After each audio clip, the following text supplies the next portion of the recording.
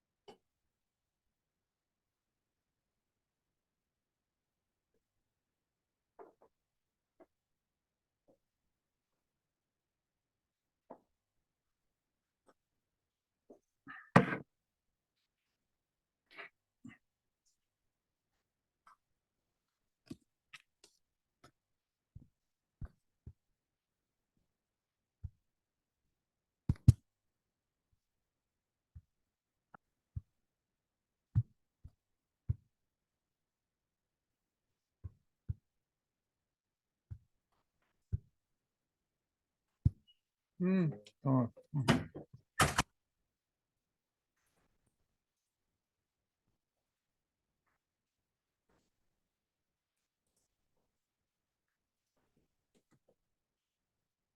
와봐라.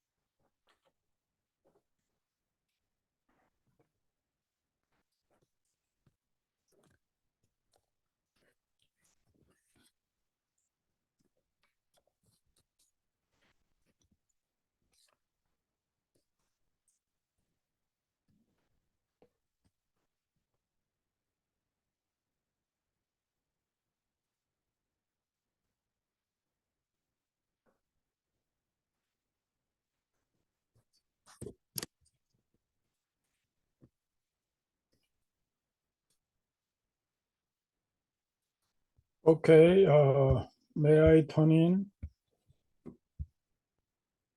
Yes, I see a lot of you. Grigoreva, Valeria, Lekovaskaya, TSU's Rogova, and Sangwaan connected. Valeria Lekosvalia, Mikhail Soloviev. Nice to see you all. And I have seen some of you have read intensively my reading list, which is very good. And I think you can catch up with the rest of the reading materials as you like. Okay.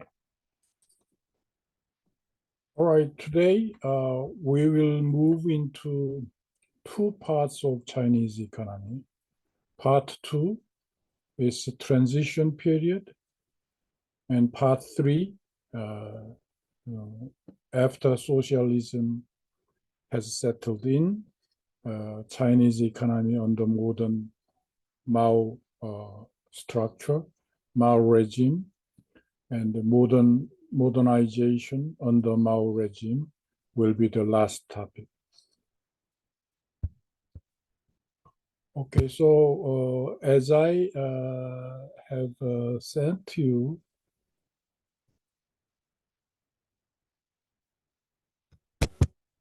I think this is the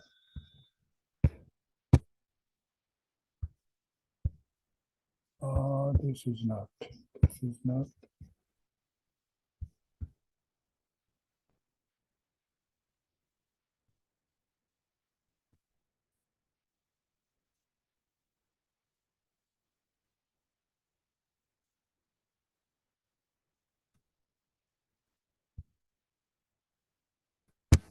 This is. Someone, I am sharing part 2, right? Yep. Yeah. Okay. We have looked at traditional modern China. I mean, traditional society of China. At times before medieval age, China was stronger than entire Europe to some extent in terms of population, in terms of agricultural production, and so forth. But Chinese economy became kind of very stagnant toward the end of 17th, 18th, 19th century. So we are going to take a look at the transition to modern economic growth, China's turbulent history. So first, we can take a look at what happened during this transition period, the growth of foreign trade. Okay, so my lecture note, part 2, transition to modern economic growth with the Opium Wars story at the end of this part 2. We will take a look at how China went through the very turbulent period of transition. In other words, traditional society China to modernization, modern China. How did they transform? The growth of foreign trade. Despite the Western countries' attempts to force China to open to free trade, the late Qing government resisted these attempts because the country was largely self-sufficient and had a highly developed system of internal trade, which assured sufficient supply of goods for traditional demand to most of China's region. In other words, China was by itself big enough to supply for self-sufficient materials, and network of trade assured sufficient supply of goods and traditional demand for most of China's regions. So China did not need any foreign trade at the time. But of course, Western countries attempted to force China to open to free trade. Thus, China's foreign trade during the early period grew only slowly, but its pace picked up with a steady weakening of the government. So when Chinese government was under pressure and becoming weakening, then Western countries forced China to open up trade. And there are two incidents. The first Opium War in 1839-1842. The second Opium War, 1856-1860. Two conflicts waged between China and Western powers during the mid-19th century.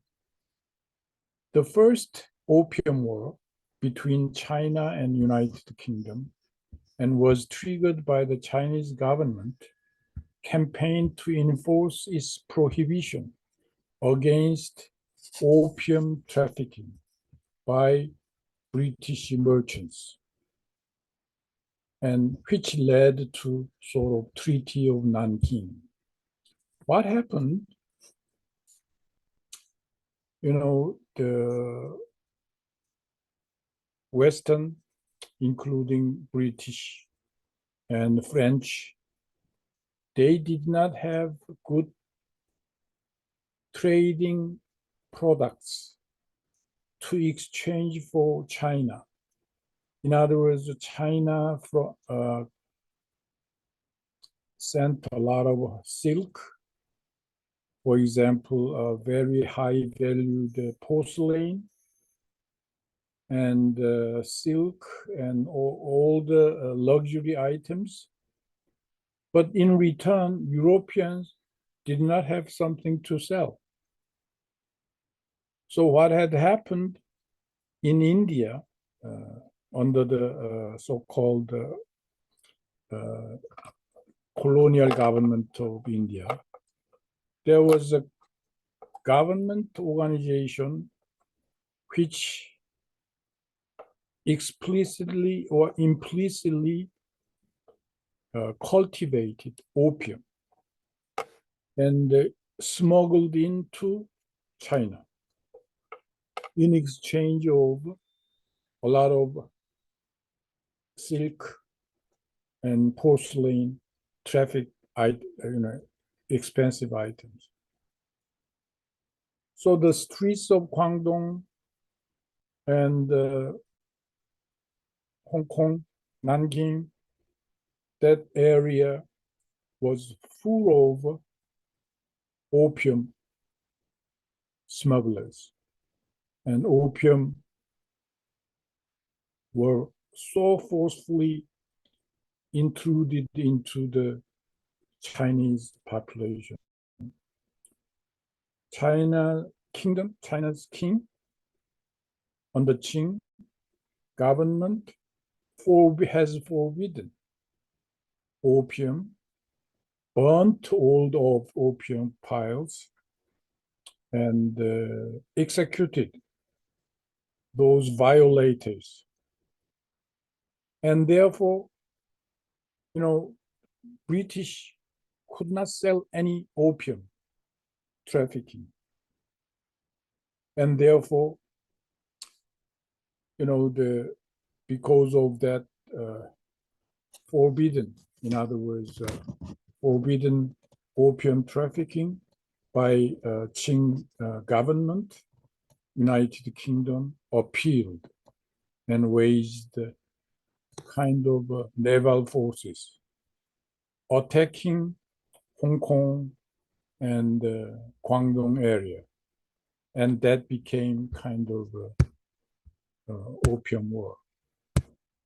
And, I have this quotation of progress, how opium war started to engage. For example, naval battle in the first opium war. And first opium war, picture 2, Battle of Palikao. The Palikao is entirely damaged by British bombardment. Okay.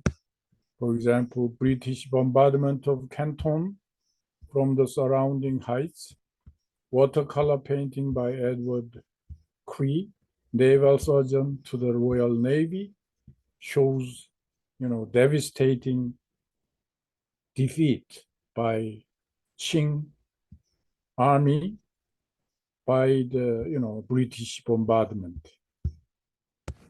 And this shows first Opium War picture, 98th Regiment of Foot at the attack on Chin Kiang Fu, July 1942, resulting in the defeat of the Manchu government. These things are the footage of the Opium War. And the Second Opium War in 1853, North China, Taiping Rebellion, trade Nanking as capital. So new Imperial Commissioner Ye Ming-chen stamped out opium, seized Arrow, a ship British registered, but Rear Admiral Semu's East Indies. This is the company East Indies. run by British government, which stages mainly opium trade. And China station fleet bombarded Canton on December 15.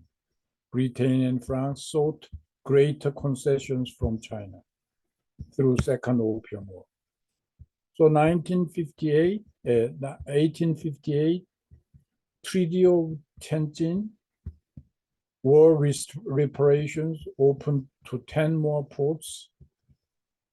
They were forced to open 10 more ports, legalized the opium trade, and occupation of Forbidden City Palace complex in Beijing. So this treaty was confirmed by the Convention of Peking in 1860. So internationally recognized Treaty of Tianjin and Convention of Peking is approved internationally. So this is the footage, Second Opium War, picture 5. Depiction of the 1860 Battle of Taku Forts. The picture is not clear, but it shows the devastating effect on China through Opium War.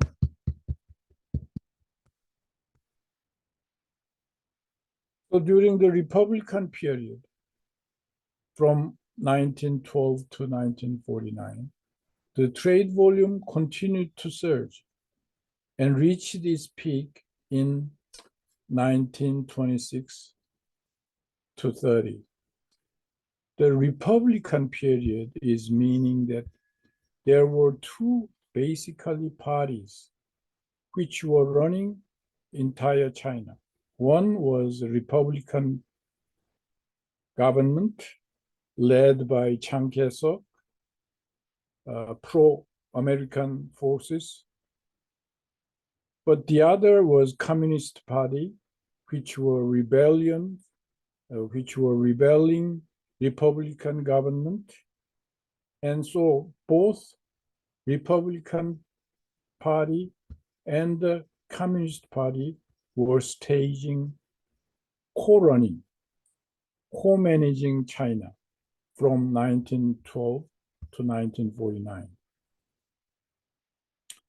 However, in the 1930s, China's external trade was heavily impaired by external and internal political and economic factors. First, Great Depression from American side, Great Depression.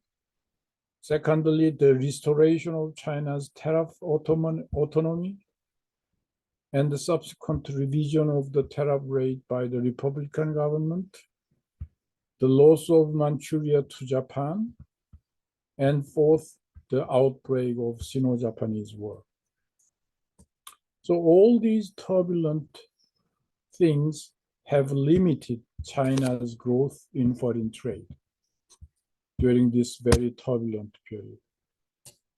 Share of trade in national income, up to 1930s, the relatively low share of China's external trade can be explained by two factors: huge size and traditional patterns of China's domestic economic environment, and the failure of its trade policy to utilize its trade potential fully.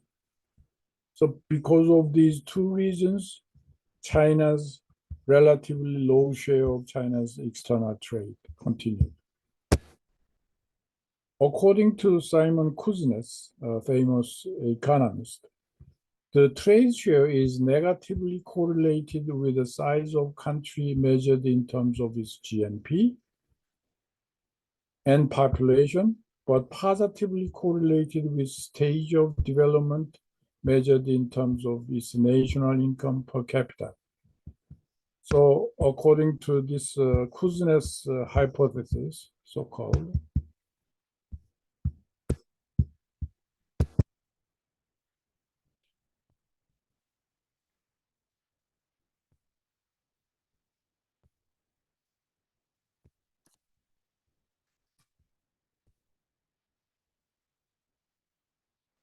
The size of China's economy was much larger than that of Japan, and its stage of development was much lower. So therefore, trade share necessarily in China was lower than Japan. Japan had a smaller domestic economy. At the same time, the stage of development was much faster. So the size of China's economy was much larger than that of Japan, and its stage of development was much lower. Therefore, trade share of China was very low.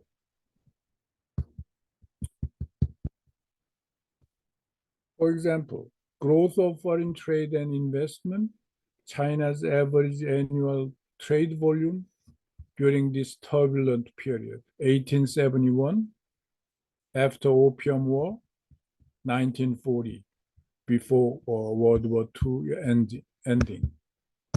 So if you look at this, for example, export has grown steadily and peaked around 1926, 1930, but after Great Depression, export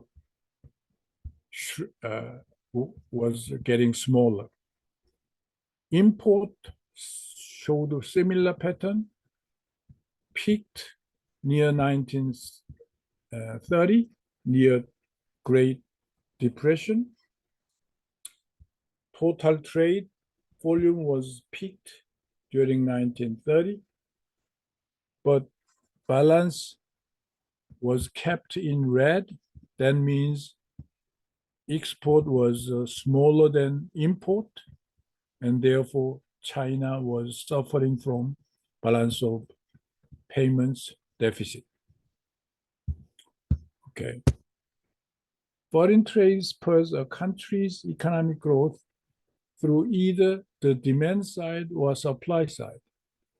Export accelerates economic growth through its effective demand creating effect, of course. So contribution to output growth is increment as a percentage of the increase of GDP, as the ratio of its growth rate compared to that of GDP, weighted by its share of GDP in the base period.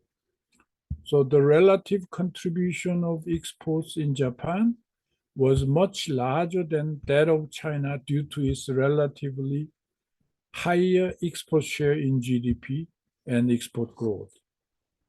So this is a kind of what I call in macroeconomics, we call typically export multiplier export multiplier effect.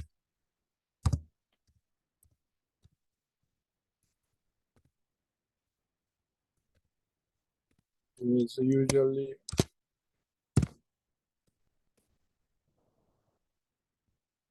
delta GDP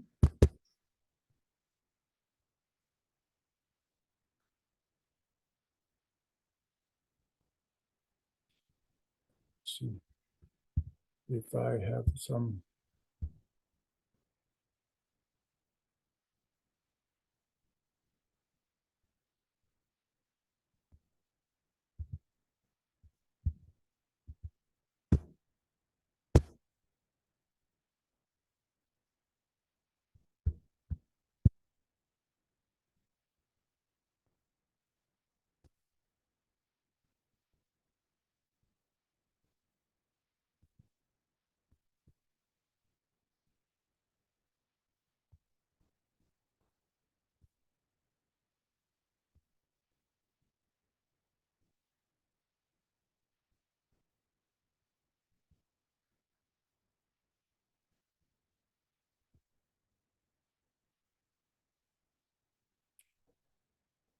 okay, see if I can find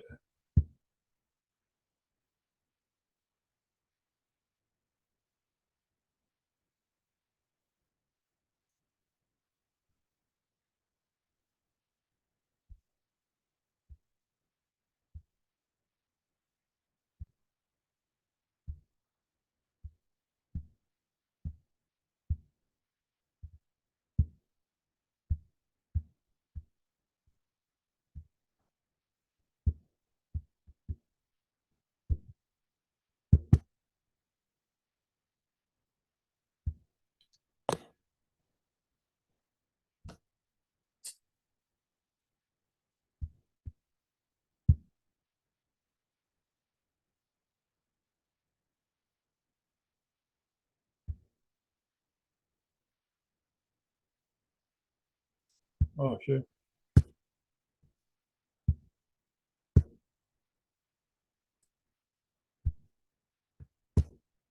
Okay, so it's for multiplier effect here.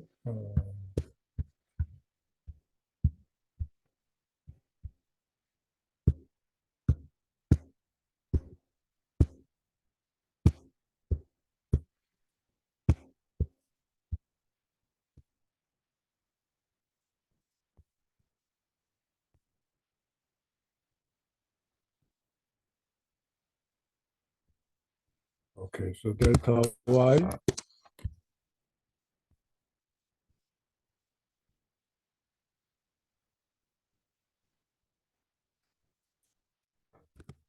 y is like GDP divided by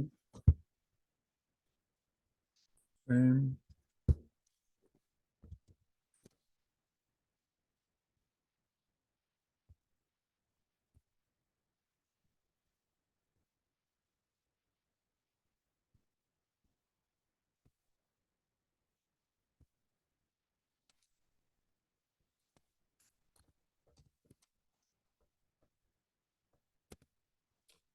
that is usually greater than 1 divided by 1 minus MPC. MPC means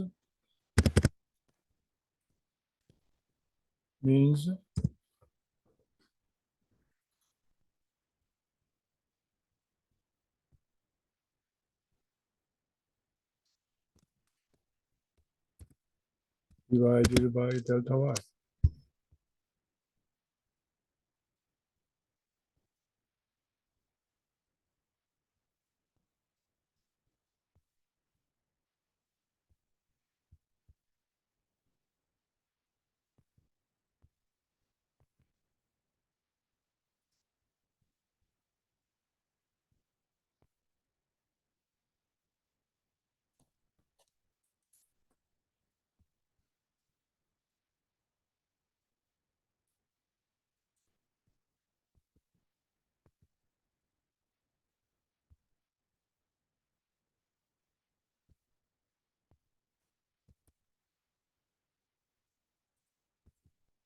Disconnected.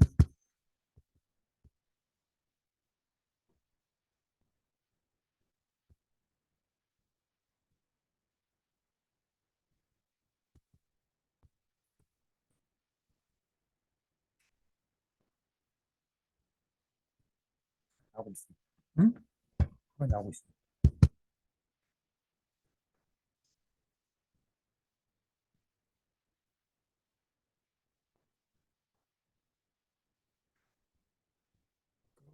이거였나? 요거 응? 요거였지? Okay, sorry. 다들 키우시는 중. 응? 이게 커져야 되는데.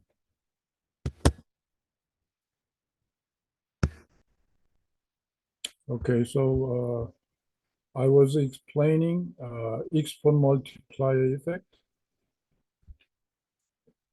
Usually export multiplier effect is larger than 1 because MPC is uh,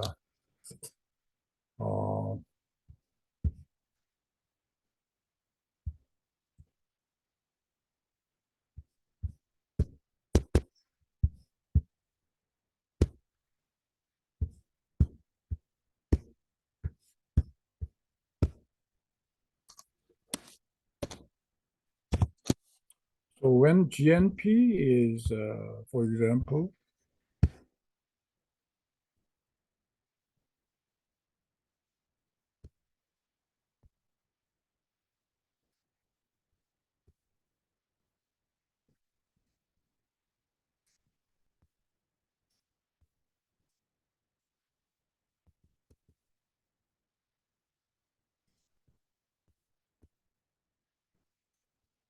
so MPC is usually out of GNP in your country's national income, how much people tend to spend. So, for example, if it is 60%, on the average, for example, Russian people, when they are given $10,000 check, they tend to spend about 6,000. For example, we call marginal propensity to consume 0.6. Then export multiplier becomes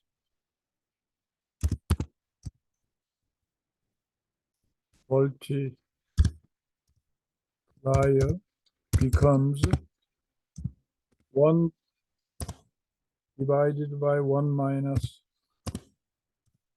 0.6, meaning 1 minus.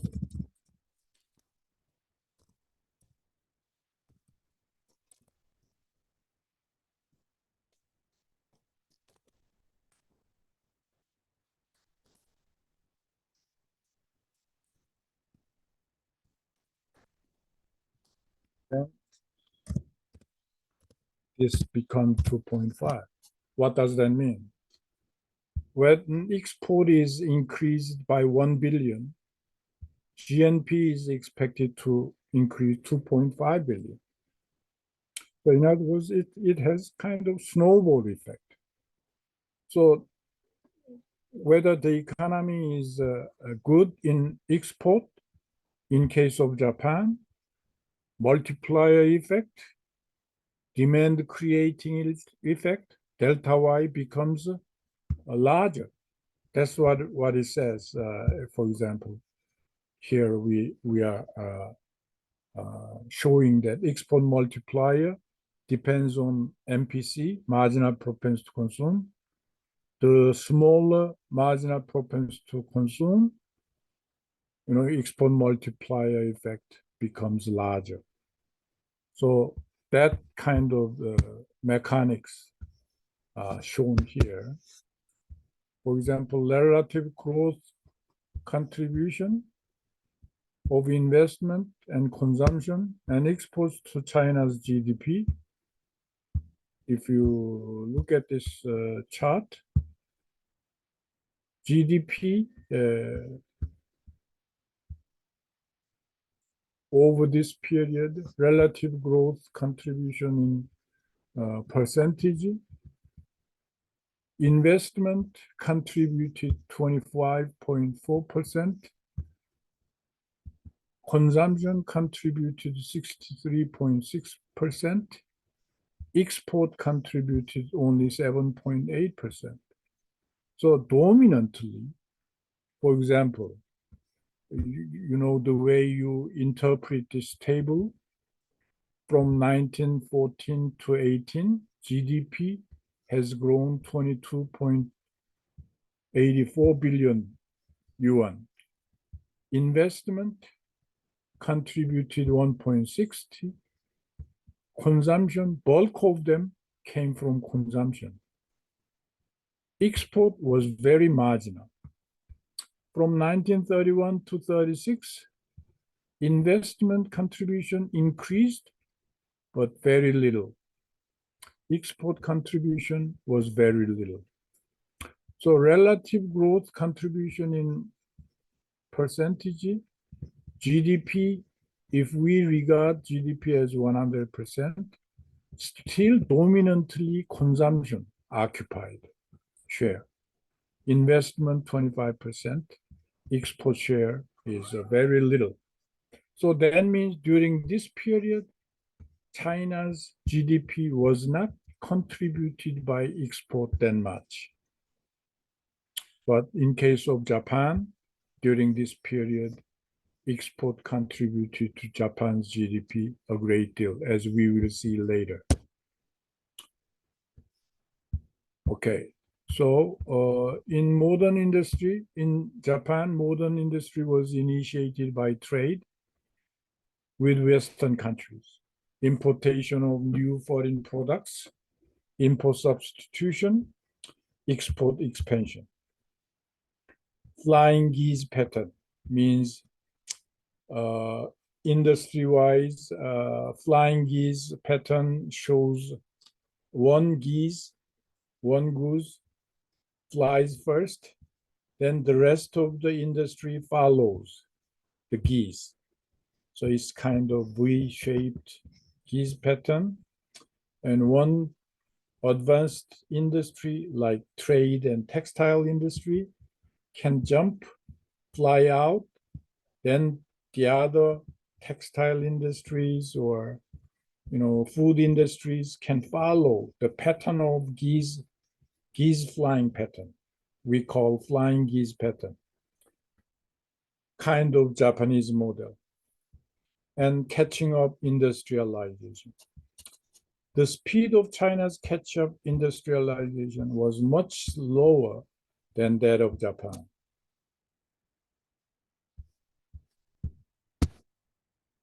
And industrialization effect. Okay. Production and consumption in selected industries. If you can see here, for example, in case of cotton yarn, cotton clothes, production and consumption in selected industries. Production was this much, consumption was this much. So production occupied, so this shows self-sufficiency to some extent. So by 1934-36, P over C is 1.0. What does that mean? 1.0 means production is satisfied by consumption. Consumption is pretty much satisfied, self-sufficient production. How about cotton, cloth case? Production is not enough consumption. So there's that much should be imported, right? So this shows China's cotton yarn and cotton cloth. Similarly, in case of Japan, production was 1.39 by 1934. Consumption was 1.41. So production was slightly below consumption. Then much should be imported. Japan case. So other case like iron and steel can be taken a look at. Iron and steel case, for example, production was 582, consumption was 880. So self-sufficiency ratio is only 66%. Then much Japan in industrialization process needed a lot of iron and steel import. This shows, okay.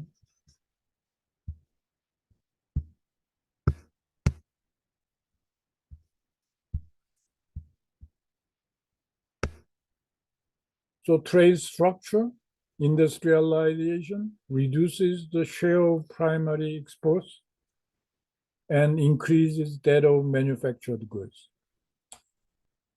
Industrialization, what does that mean? More plants, more factories.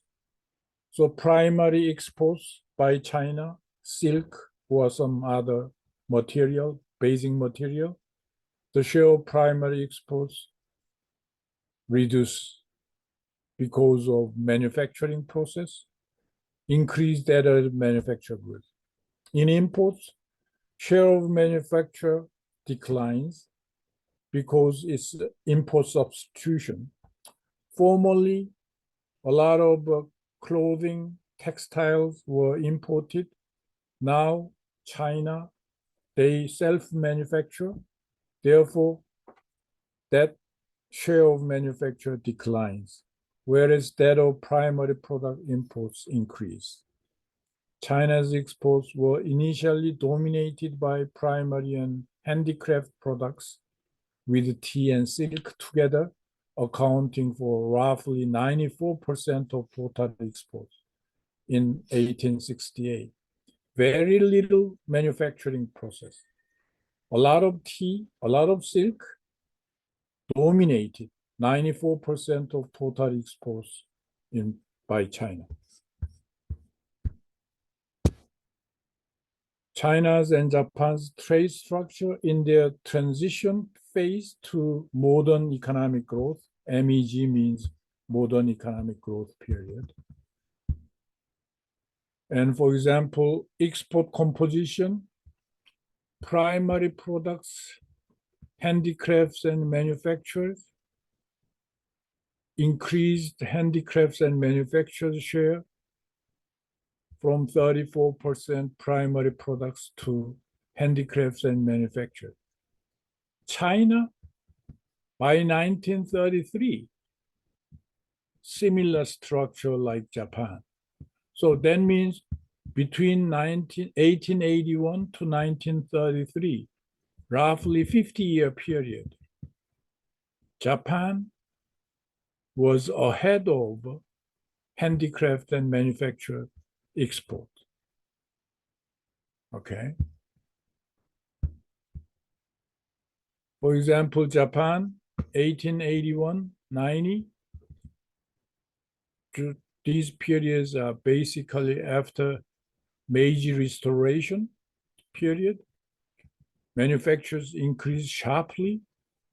China, by 1933, after 50 years, still lagging behind manufacturers' percentage in import composition, was far lagging behind. In export composition, was manufacturing was almost none. Manufacturers' import composition was dominant, but export composition was very weak. Okay. So, foreign loans.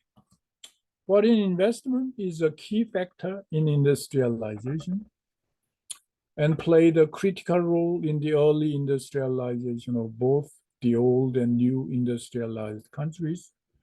Foreign investment consists of both foreign loans and foreign direct investment.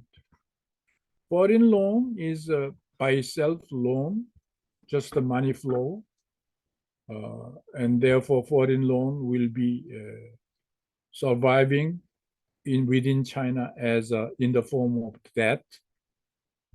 And foreign direct investment, British government or British companies come to Shanghai and make a direct investment, some storage facility or railroad company.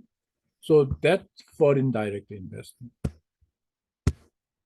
So foreign loans and FDI in China, this is very vital, important statistics from 1894 to 1936.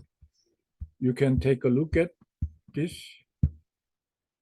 And foreign loans, in payment means coming into China. Out payment, going out. Okay. So out payment was going out. Going out foreign loans was sharply increasing. In payment got reduced. So by 1914 and 30 period, later period, in payment was only 23 million yuan. Out payment is 70.9 million. So that means foreign loans was into deficit. China was not receiving in payment a lot, making a lot of out payments. China investing in Japan, Russia, or somewhere else. So that's why balance is minus 47.1. On the other hand, FDI, in payment, China flowing into a FDI, 73.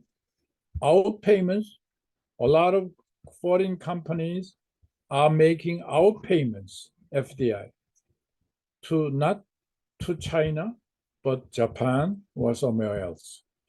Balance again is minus 6. This shows foreign loans and FDI, in payment, out payment, together, out payment is much larger.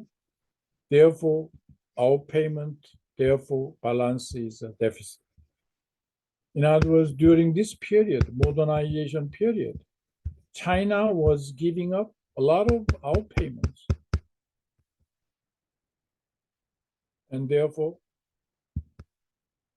China could not be self-sufficient. A lot of foreign loans.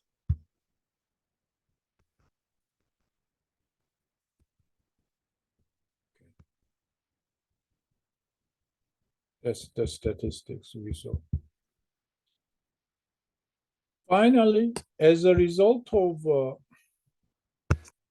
successive public borrowing, China's debt ratio rose between 1894 to 1930 from 0.3% to 7.0%.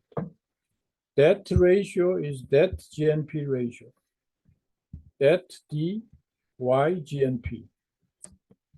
From Perkins' book, Economic Development, 5th edition, debt GNP ratio is the function of investment minus saving, growth rate of GNP minus interest rate. So it's a kind of formula. Okay, so how can I explain? Suppose China, we observe debt GNP ratio rose from 0.3% to 7%. So DY, D over Y, China during 1930s, before 1930s, increased sharply. Why is it increased? DY ratio. Probably investment was greater than saving. Saving is supply of funds. Investment is demand for funds. So if there is a strong investment demand in China, they demand more funds than being supplied.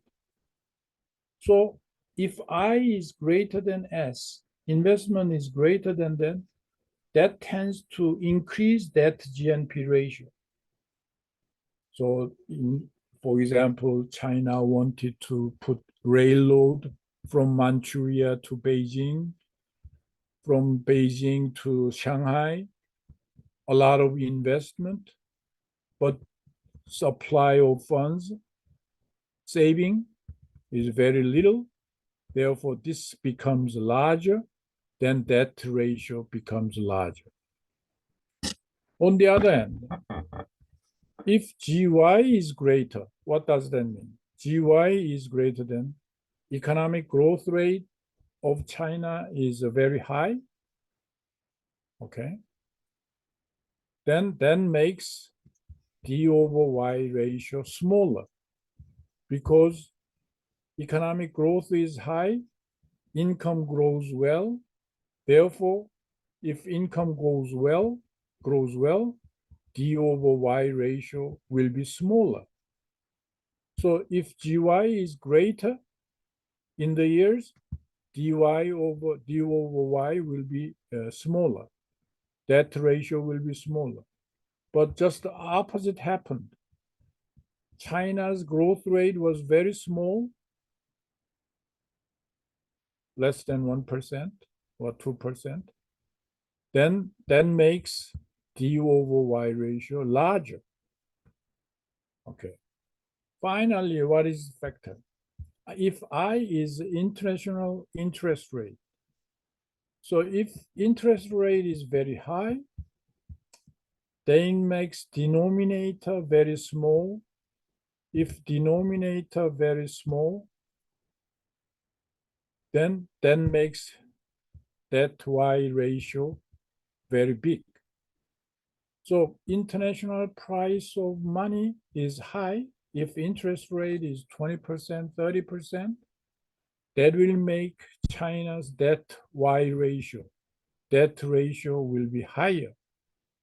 Because interest rate is high, that means the cost of borrowing, cost of money is very high.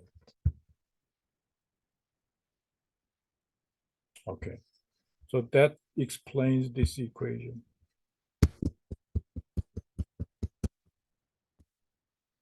So foreign loans normally entail a positive net resource transfer for the debtor countries. However, in pre-war China, the reverse was the case. For foreign loans, did not result in net resource transfer to China, but vice versa. The political penetration of China by the West brought the irony that China's pre-war foreign borrowings, instead of being used to augment domestic saving in China, to finance capital formation, were effectively used as a vehicle to channel domestic savings out of the country to finance the capital formation of other countries, especially that of Japan. That's kind of irony. A lot of foreign investment made to China was kind of siphoned off to Japan, went back to Japan. And that's why China's development could not be financed adequately. More of the funds were going through Japan.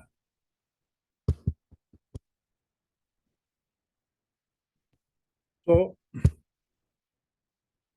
it was Treaty of Nanjing, 1842. Foreigners were given extraterritoriality rights in the treaty. Ports were allowed to set up their own enterprises in China.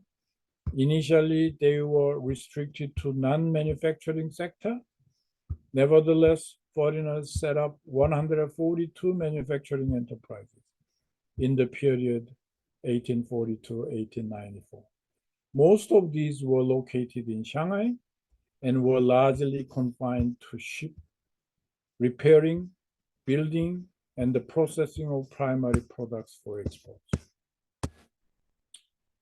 Treaty of Shimonoseki, 1895, manufacturing sector was fully open for foreigners. Most favored nation status. What most favored nation status means? Any nation which trades with China should not be discriminated by the origin of the nation.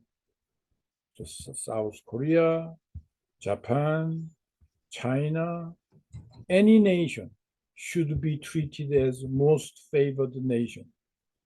So it's kind of non-discriminatory clause.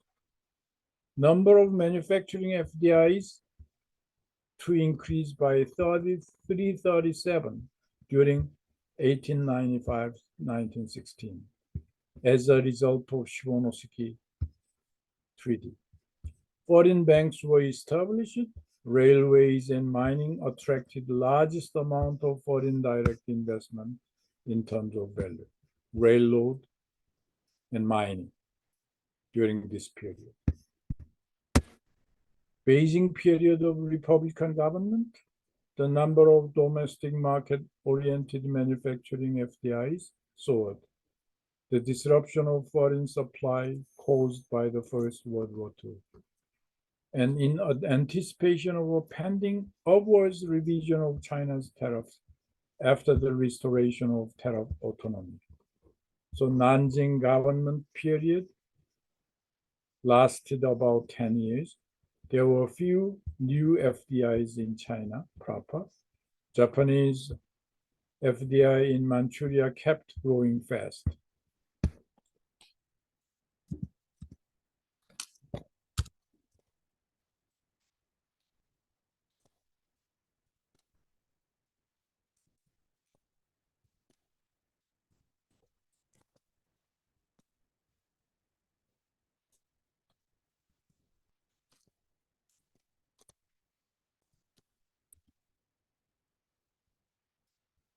Okay. The average annual FDI inflow, which had remained relatively stagnant during the late Qing period, jumped sharply in the early Republican period and declined thereafter, after World Depression. Most of China's pre-war FDI was in the service sector, especially in import-export trade, banking, finance, and transport, chiefly railways. The share of foreign capital in China's manufacturing sector rose from 10% to 20% in 1936. The benefit of FDI for the host country can be real and financial. They arise from the extra financial resources which feed in the foreign exchange and investment savings gap. And FDI also impacts on economic growth and structural change. As I explained in Korean case, many developing nations suffer from dual gap, double gap. First gap is foreign exchange gap. That is always their export earning ability is smaller than import spending. So always they are insured of foreign exchange, dollar. At the same time, there are always a lot of investment demand, but savings is very weak. So funds demand is very great. Funds supply is very small. So there is an investment savings gap, foreign exchange gap, investment savings gap. And because of these gaps, FDI, foreign direct investment, can affect economic growth by structural change. Why? Because FDI can feed in foreign exchange gap. More, they can bring dollar. They also can bridge the gap between investment savings. Therefore, FDI can play a crucial role. However, in pre-war China, the direct financial benefit of FDI was largely negative, since annual outpayments connected with FDI constantly outstripped in-payments. In other words, in China, they will have to pay for the debt, interest rate payments, all other expense payments. Therefore, FDI outpayments was always greater than in payments. So that did not help China that much.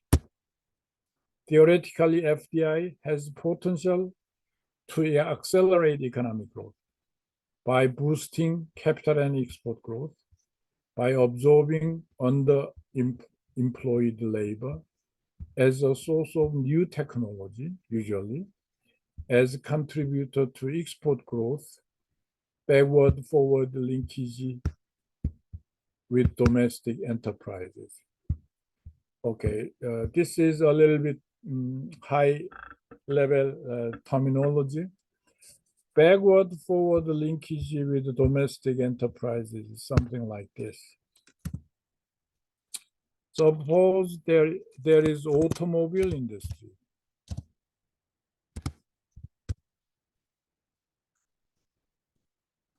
Then, to have a automobile industry, you need steel.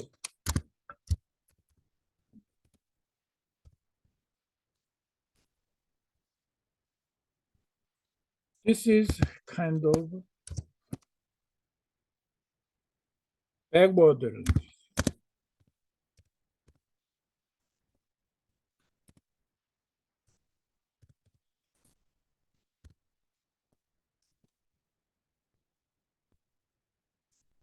In other words, automobile industry behind it, steel industry is coming. So in other words, steel industry is affecting automobile industry. On the other hand, forward linkage means if you have automobile industry, higher service industry, and battery service industry. So dealership, automobile, these are all forward linkages. We call this as a forward linkage.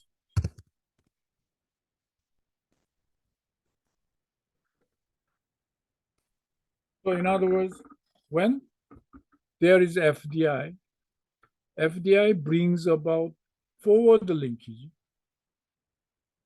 For example, in automobile industry, tire and battery service dealerships. On the other hand, backward linkages. If FDI brings automobile industry, then automobile industry needs steel and steel products. So then steel industry becomes backward linkage effect. Okay, so all these are input-output concepts. In pre-war China, the capital contribution of FDI to growth was negative since there was net outflow of capital. A lot of money was outflowing to Japan.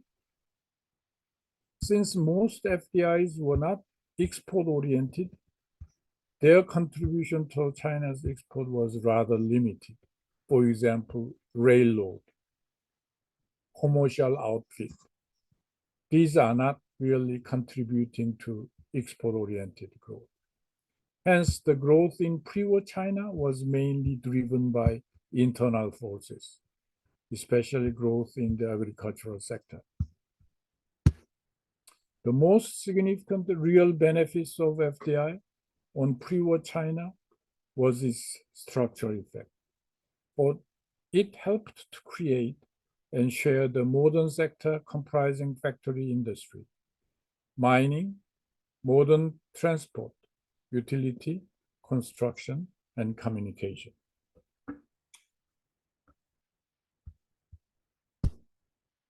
In spite of the fact that Japan and China were opened up to free trade at about the same time, China's foreign trade grew much slower than Japan's, remained relatively unimportant to Chinese economy in the pre-war period. Its structure also remained relatively unchanged, with traditional exports of primary handicraft products still dominant in 1935. However, imports to China experienced significant changes with a declining share in manufactured goods, especially in light industry due to growing import substitution. At the same time, there was a greater share of primary products in imports. The contribution of trade to growth of the economy in the Qing period remained negligible, and even in the Republican period, trade accounted for only 8% of GDP growth. However, it did contribute to structural change of the Chinese economy in the form of catch-up industrialization based on the flying geese pattern, like Japan. The impact of foreign loans on the Chinese economy was largely negative because they were in most cases used to finance indemnity payments or to cover military and administrative expenditures. So it's not indemnity means some companies lost money, for example, went to bankruptcy, and that indemnity payments is to cover up, compensate for bankruptcy. And also non-commercial use, non-industrial use, a lot of military administrative expenditure deficit was paid out by the China's loan. Between 1894 and 1930, China's debt ratio rose due to the increased cost of borrowing and the ineffective use of foreign loans, which resulted in the growth rate of GNP being lower than the interest rate on foreign loans. Worst of all, foreign borrowing did not augment domestic savings to finance domestic capital formation. Foreign borrowings were used as a channel to transfer domestic savings out of country to finance the capital formation of other countries, especially in the case of Japan. So the role of FDI was crucial and positive only in respect to technology transfer, for it initiated, helped to shape the very small modern sector of Chinese economy. Industrialization in China began with the setting up of modern manufacturing mining enterprise in the late 19th century. Foreigners and gentry officials functioning as compradors played a major role in China's early drive to industrialize. Initially, foreigners dominated China's modern industry, but they were soon overtaken by Chinese nationals. So, for example, ownership structure of modern manufacturing in China, foreigners dominated, but as time goes by 1933, Chinese dominated structure of ownership, modern manufacturing in China. In the period between 1914-18, 1931, 36, the modern industrial sector grew at a very fast pace due to disruption of external supply lines in the First World War, the currency depreciation, and increased tariff protection. The industrial sector was dominated by light industry and was concentrated in the two provinces of Liaoning and Manchuria, Jiangsu in the Yangtze Delta area. Despite its high rate of growth, the contribution of modern industry to the overall growth of GDP was very limited because of its insignificant share in Chinese economic output. Contrary to Marxist assertion, the rise of modern industry, increased foreign imports, did not drive the traditional handicraft industries to the wall. The rise of modern sectors and their impact. Their output continued to expand because of the increased demand from both domestic and foreign sources, and their products remained competitive because the handicraft industries specialized in labor-intensive products and made use of the abundant supply of surplus labor. So impact on traditional sectors, for example, sources of agricultural growth from 1890 to 1833, population grew, cultivated area grew, land-man ratio did not change that much, rather shrink. Agricultural output increased sharply. Agricultural yield also increased sharply.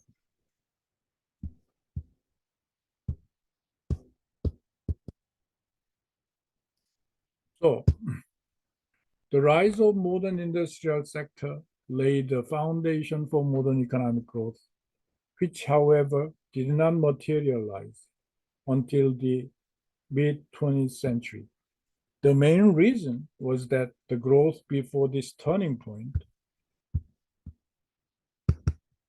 was largely due to expansion of traditional industries, for example, agriculture, handicraft, traditional service industries. So you can see here sectoral shares of GDP in 1933 real prices. And if you can see agriculture, its share has slightly declined, but not much. Modern manufacturing, for example, handicraft slightly declined. But for example, transport, modern manufacturing increased relatively significantly, 3%. Transportation and communication, strong. Trade, government, all these remained strong. Particularly trade sector remained very strong. Okay, so the rise of modern sectors and their impact, agriculture remained the mainstay of the Japanese economy and continued to expand in the transition period to modern economic growth through the late 19th and early 20th century. Its rate of growth between 1814 and 1936 averaged about 0.6% a year. Yeah, but that means agriculture continued to grow at a slow pace, but continued to grow. This growth resulted from increases in both acreage and yield.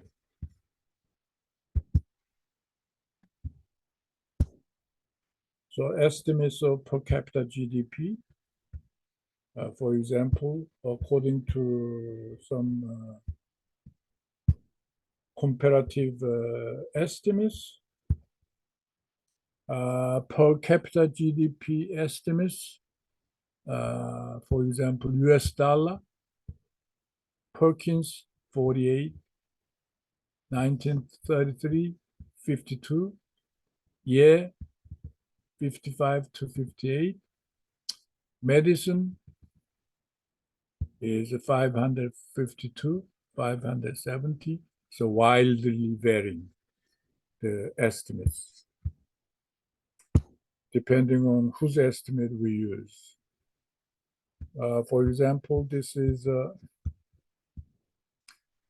Rowski and Ye's estimate of annual sectoral growth rates.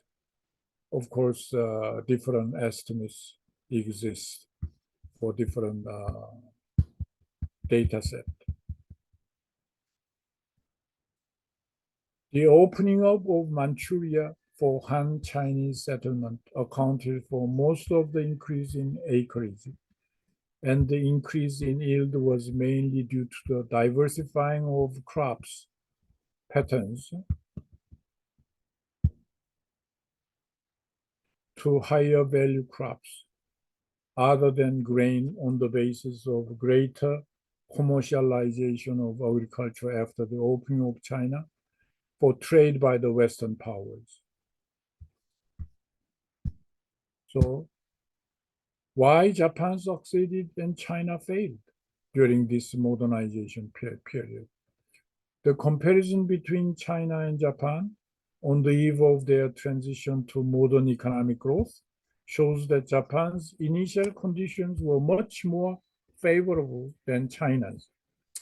By the late 19th century, Japan had a higher level of social and economic development, and its economy was more urbanized and commercialized. In other words, Japan from the beginning had a more favorable so-called initial conditions by the late 19th century. It also had a higher per capita income and a higher growth rate of agricultural sector to support its industrialization. So Japan was strong even in agricultural sector, to support industrialization. So, for example, China and Japan comparison, agriculture was relatively a lot higher in China, 68% versus Japan, 41%. Industry, China, 15.2%, 9.4% Japan. Manufacturing, 7.5%, 6.6% roughly. Okay, so this shows structural change in Japan and China. This transaction sector was much more developed, which lowered Japan's transaction costs and allowed it to embrace the growing specialization and division of labor required for modern technology.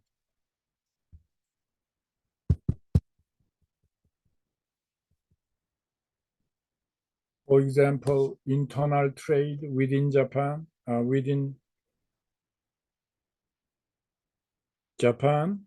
was easier to be transported between ports and ports, from Osaka to Kobe, from Kobe to Tokyo.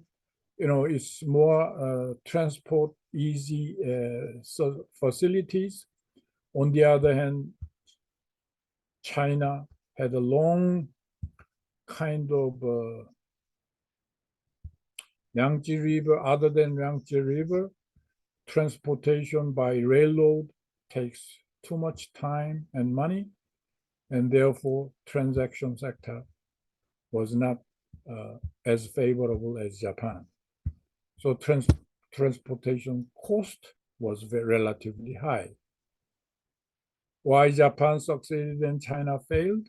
The share of transaction sectors in GDP, China, Japan, and other low-income countries, for example,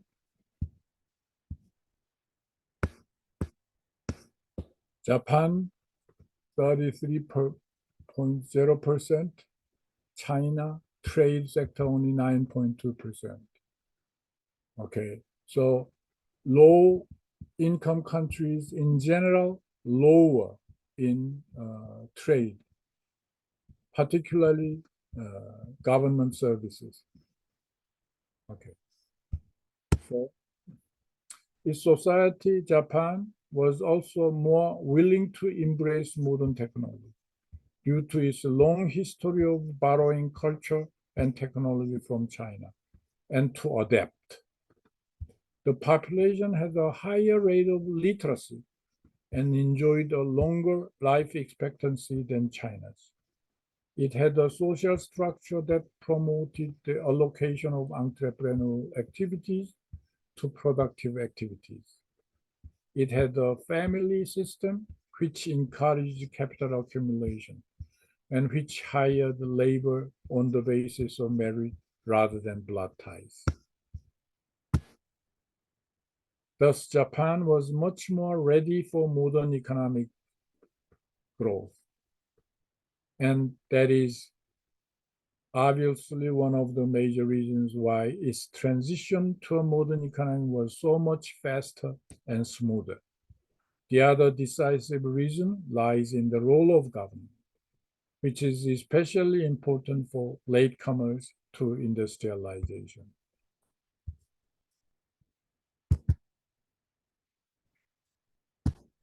Japan's government was strong and proactive. China's was relatively weak and small. Japan controlled between a quarter and a fifth of GDP from tax revenue. China languished on only about 3% of GDP from revenues. In other words, central government's tax collection power, a quarter and fifth of GDP going to Japan's central government, but only 3% of GDP going to China government. So that means China's central government was very weak, while Japan's central government was very powerful. Most of revenues in China had to be spent on military campaigns. foreign indemnity payments, and debt servicing, so that China's transition government could do very little to promote industrialization or modern economic growth. Japan's government was ready and in a position to adopt a forward-looking policy to promote industrialization. Its approach was two-pronged in that it created a favorable business environment for the private sector by maintaining political stability through maintaining law and order and repelling internal rebellion and foreign aggression. It further constructed social overhead capital in that it introduced Western institutions, established modern banking system. In addition to the government was actively involved in introducing and diffusing Western technology by way of identifying and subsidizing strategic industries. Chinese government, transitional government was weak, with its sovereignty under constant attack by foreigners, severely impaired. Thus, it was unable to maintain political order and stability.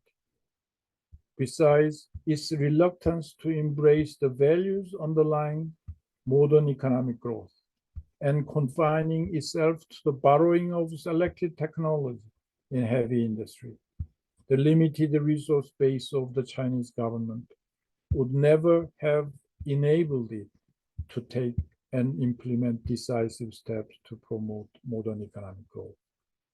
Thus, its attempts of institutional and political change were late and limited in scope. It did not carry out any active industrial policy until the late 1930s, and its monetary reforms proved to be a nail in its coffin. So, Sino-Japanese War began in China. In August 9, 1886, Nagasaki incident conflict started. Qing's North Sea Fleet, Zhongwon and Jinwon, Japan invited French special advisor built several gunships overpowering Chinese North Sea Fleet.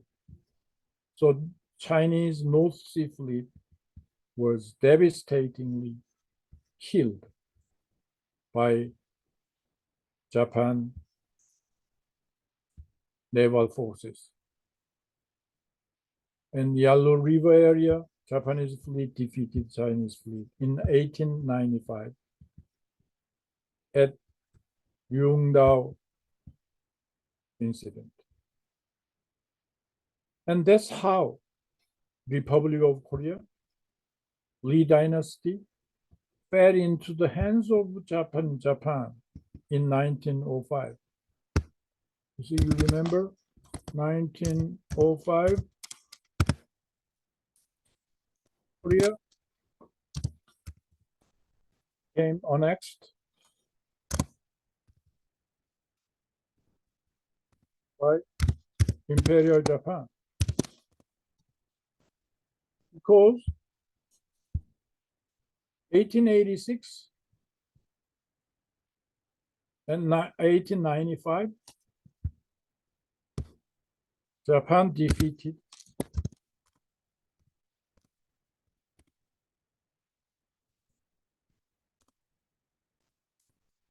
China. And I think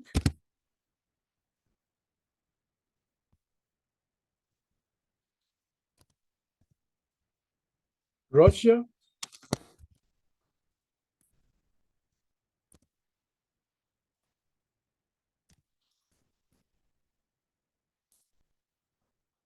fleet defeated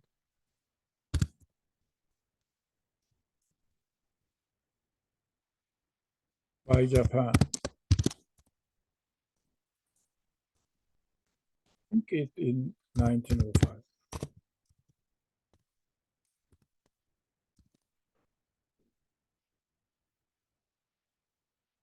Russia's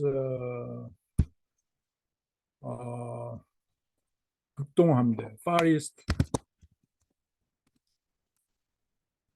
fleet got defeated by Japan. 1905 or 1903. You can check. So therefore, this power vacuum created favorable condition for Japan to dominate hegemony during this period. Empress Se built summer palace called Yihwawan, West Beijing. Spent too much money. No improvement in North Sea Fleet. This is the necessary consequence. While Japan bombarded Jinwon at Ryugongdao War, and this defeat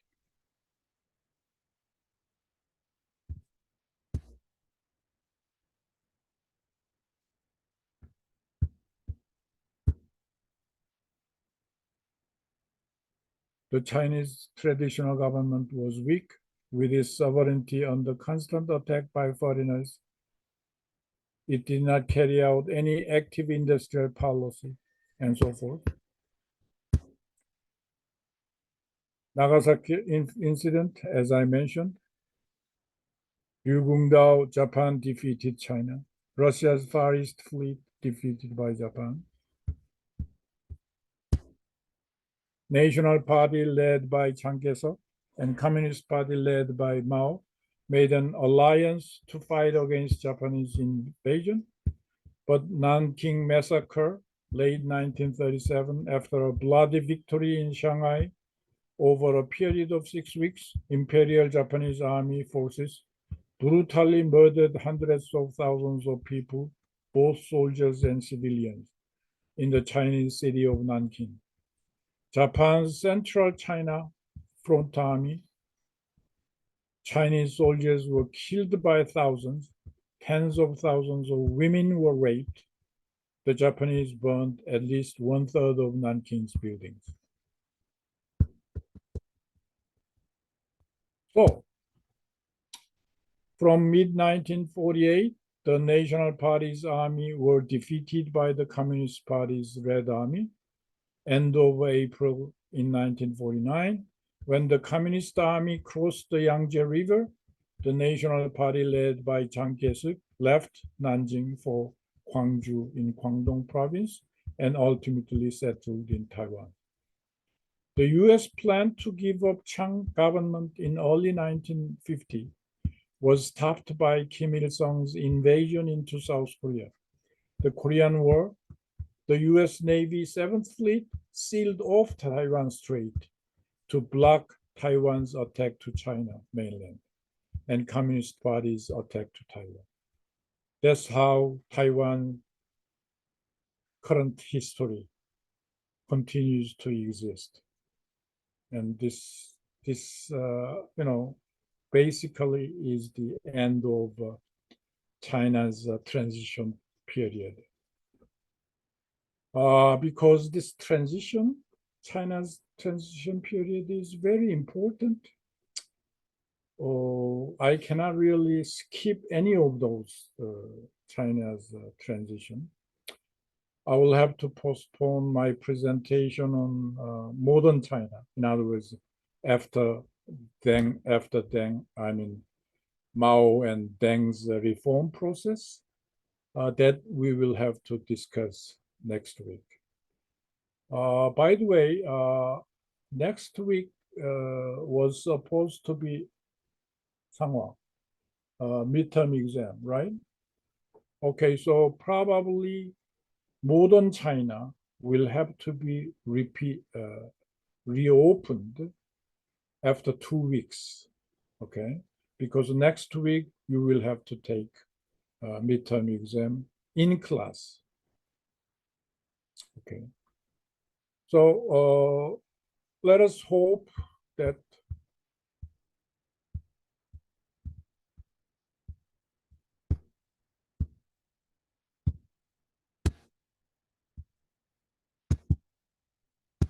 we had a very long session, but China is a big country. China is important to both Russia and South Korea. So we should not neglect China's own history. No, we have to pull out the lessons. When there is a vacuum of international power, like Japanese defeating China and defeating Russian fleet, then there was a huge vacuum. Therefore, Republic of Korea, relatively small country, was annexed. And all these things are living history. And we have to learn from past history.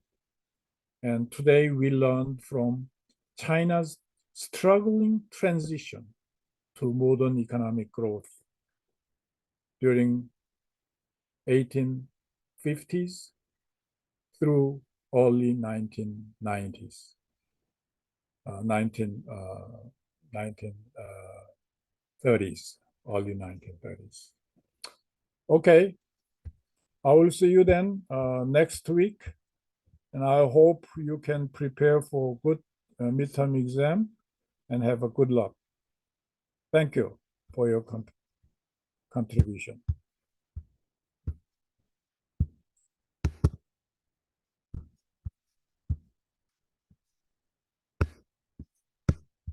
오늘 중지를 하면 되는데, 그지? 대신 내가 이게 지금